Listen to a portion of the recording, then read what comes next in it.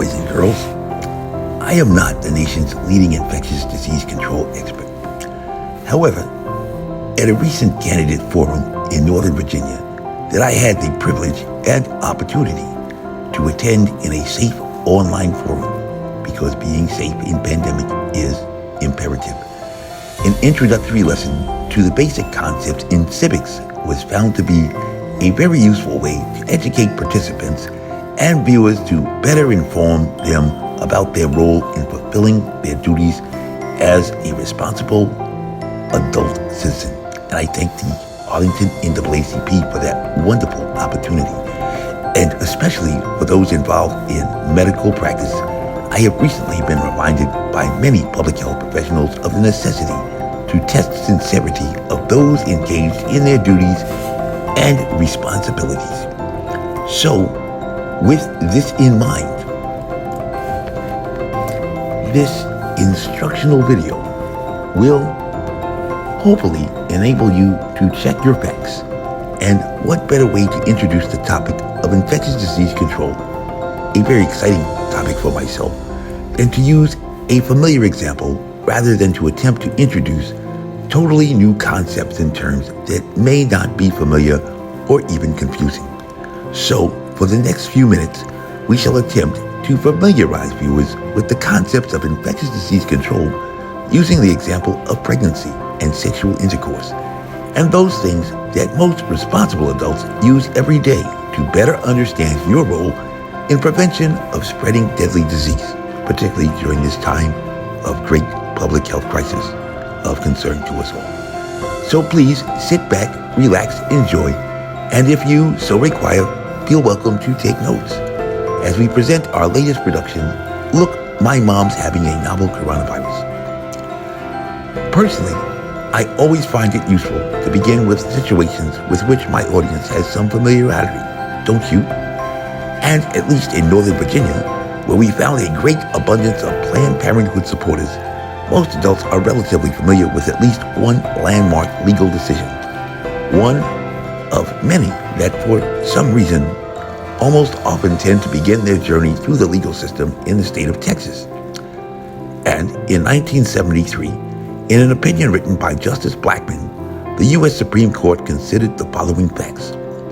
Roe alleged that she was unmarried and pregnant, that she wished to terminate her pregnancy by an abortion performed by a competent, licensed physician under safe clinical conditions, as do we all, that she was unable to get a legal abortion in Texas because her life did not appear to be threatened by the continuation of her pregnancy, and that she could not afford to travel to another jurisdiction in order to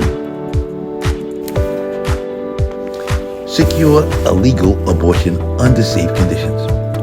So using this familiar example, boys and girls, in the context of infectious disease control and disease, we could say by analogy that the appellant, who for our example we shall just call my mom, has been infected by a novel coronavirus, which was a situation with which she was not particularly satisfied or happy about.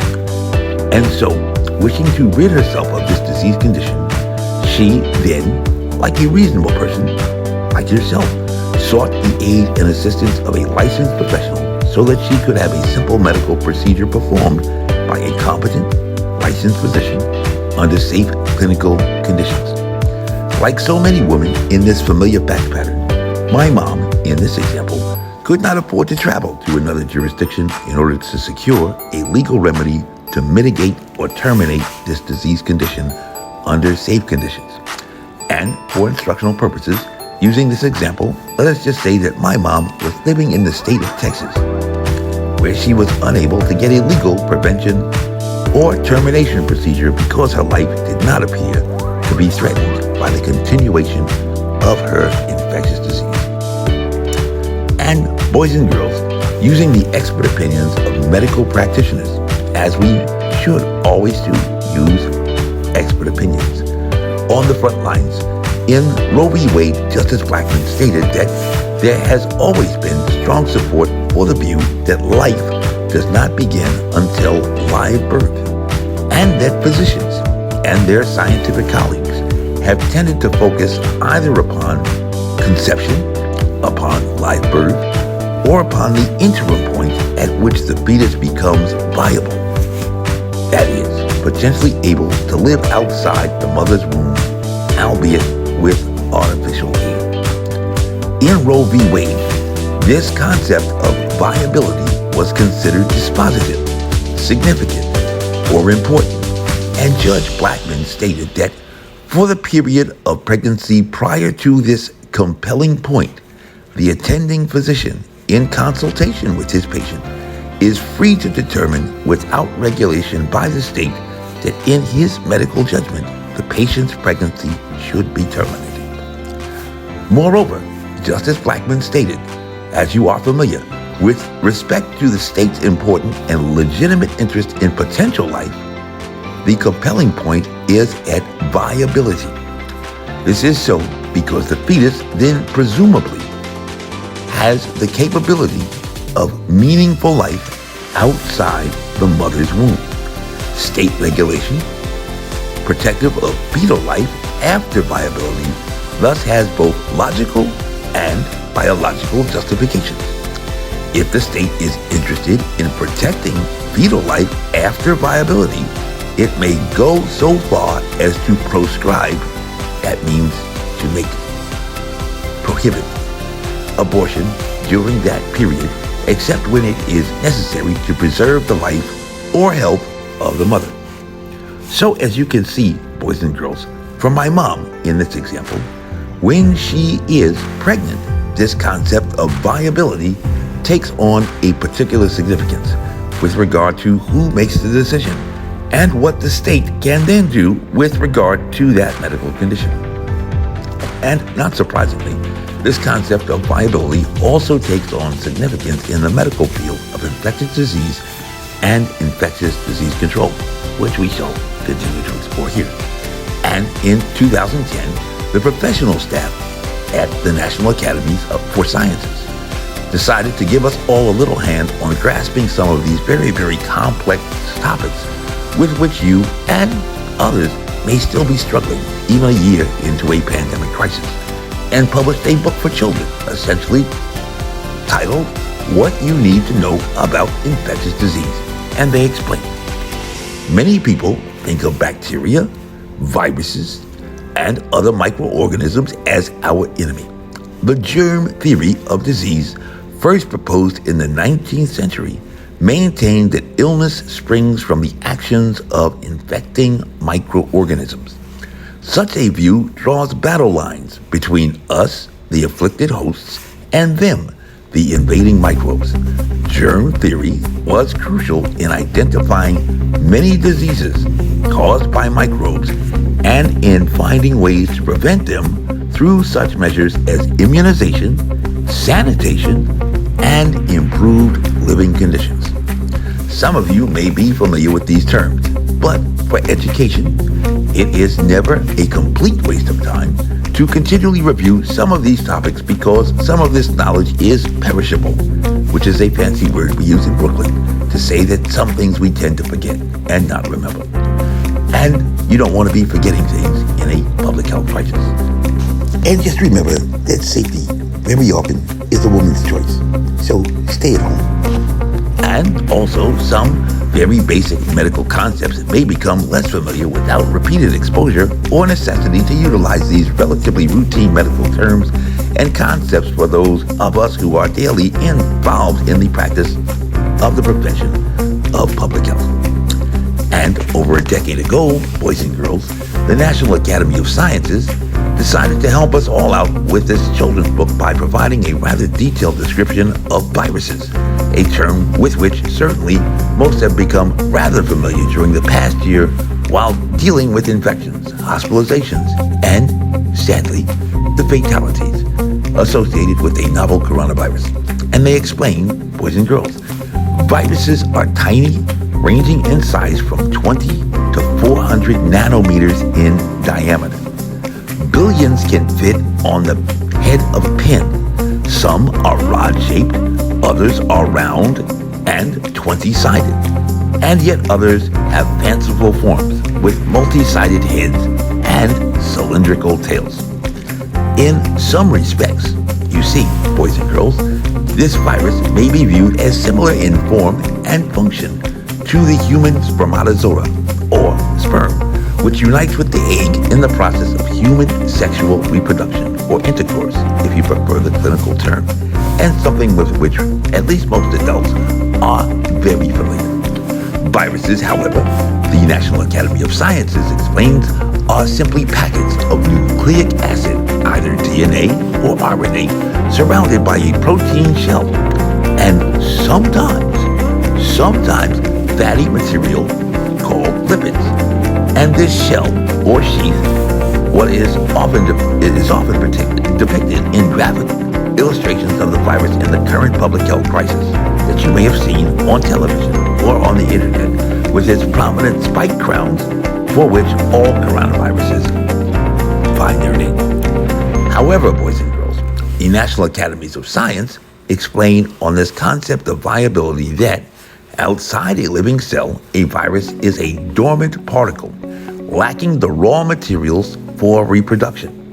And only when it enters a host cell does it go into action, hijacking the cell's metabolic machinery to produce copies of itself that may burst out of infected cells or simply bud off a cell membrane.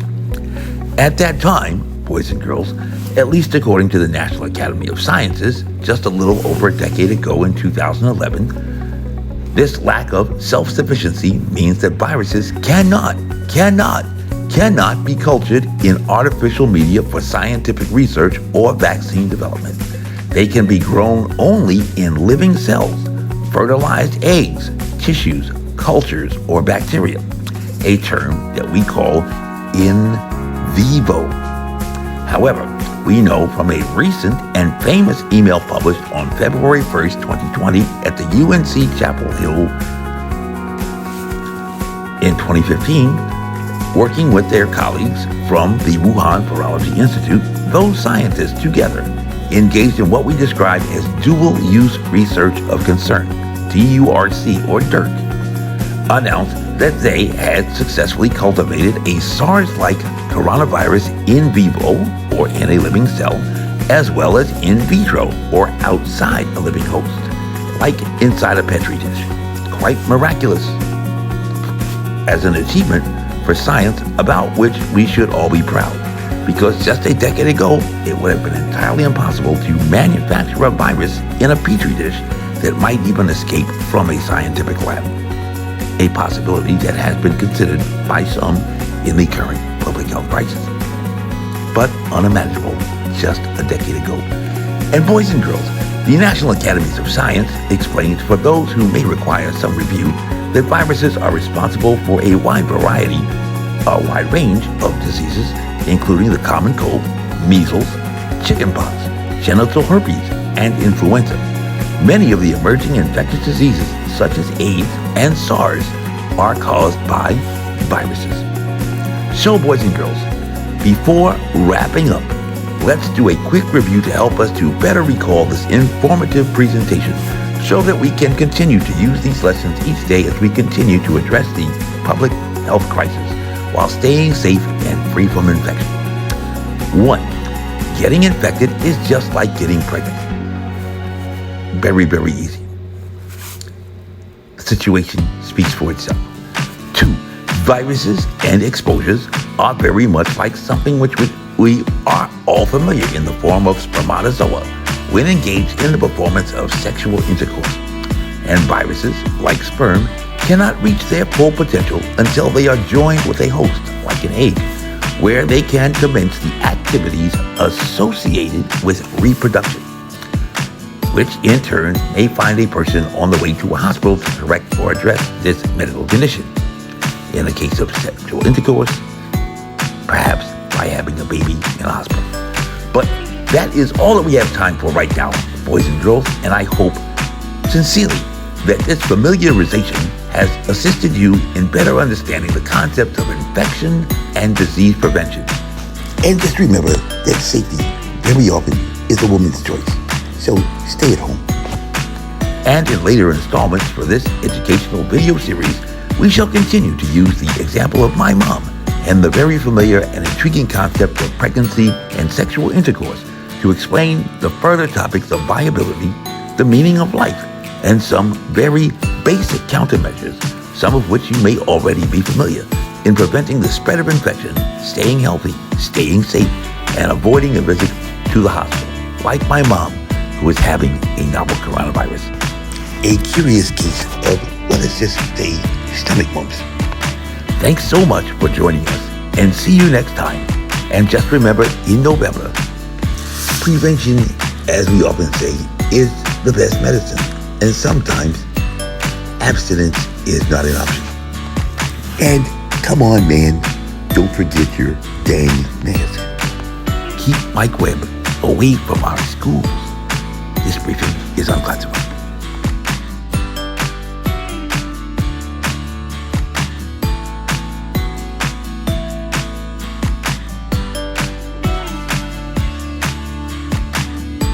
This advertisement was authorized by Mike Webb.